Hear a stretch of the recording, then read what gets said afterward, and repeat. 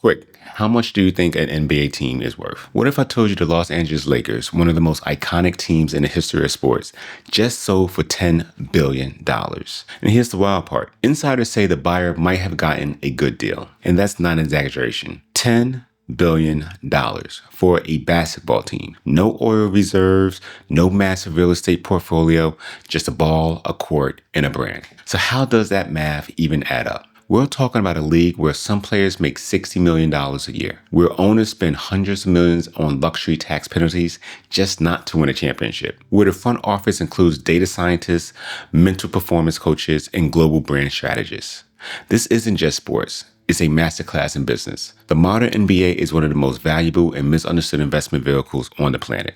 So today, let's break it all down. Where the money actually comes from, where it actually goes, and why billionaires keep lining up for a shot at a team ownership, even at 10-figure price tags. Let's start with where the money flows in. Every year, the NBA pulls in over $10 billion in league-wide revenue. That's not just from one place. It's a mosaic of money streams, each one powerful on its own. Let's begin with the biggest engine, media rights. This is where the NBA's money machine really kicks in. Right now, ESPN and TNT are paying a combined $24 billion to air NBA games over 9 years.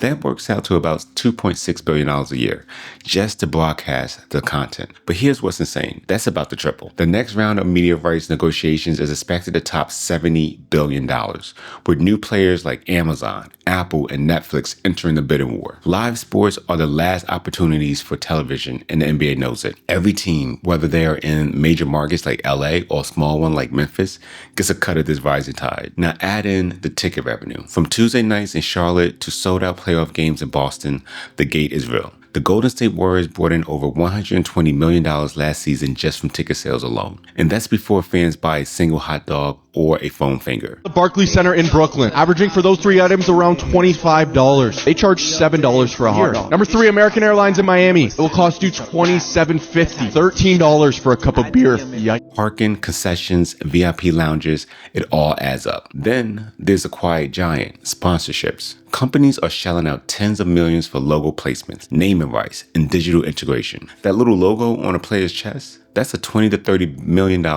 jersey patch. Crypto.com paid $700 million for naming rights to the Lakers arena, and that was during a bear market. Now multiply that by 30 teams. And beyond what you see on TV, there's a whole ecosystem of branded content, social media integration, influencer partnerships, and corporate business-to-business deals, all powered by team sponsorships. But I'm not even done yet. Let's talk about the merchandise. Every time someone buys a Steph Curry jersey in Tokyo or a LeBron bobblehead in London, the NBA gets paid. Teams earn through licensing and merchandising splits, and that's include global retail, online shops, and special edition collaborations. Even if your team hasn't made a playoff in years, talking about the Knicks. No,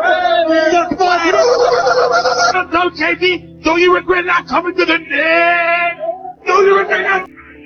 You're still profiting when fans around the world will buy your gear. And then we have luxury suites and hospitality. This is where the league quietly prints money. Premium seating, club access, and corporate suites bring in millions per team, per season. But more than that, they are relationship factories. Executives use these suites to close deals, build partnerships, and entertain high-value clients. In cities like New York, Miami, or San Francisco, an NBA suite is a business expense, not a night out. For Fortune 500 firms, the arena isn't just where they advertise. It's where you network, where you wine and dine, where you get some deals done.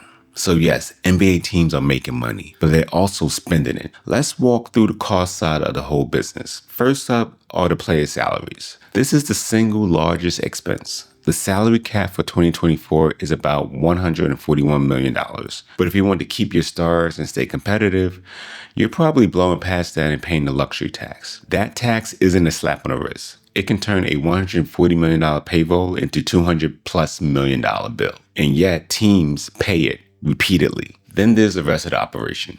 Coaching staff, scouting, analytics, sports science. Some teams are hiring sleep coaches, personal chefs, and VR development teams. Add in the training facilities, the travel costs, marketing departments, and technology systems, you're easily looking at $50 to $100 million just in overhead. Owning a team is running a media company, a tech startup, and a hotel chain all at once. So, with the cost rising and performance uncertain, how do teams stay profitable? It's really simple. Most of them don't, at least not on a cash flow basis. And that's the secret sauce.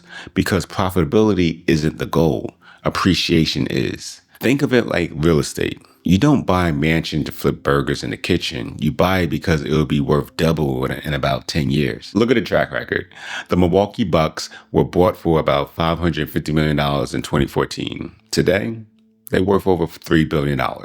The Phoenix Suns sold for $4 billion in 23. The Warriors are now valued above $7 billion. And the Lakers, well, it's $10 billion. They just got purchased. That's not just inflation. That's demand outpacing supply. There are only 30 NBA teams.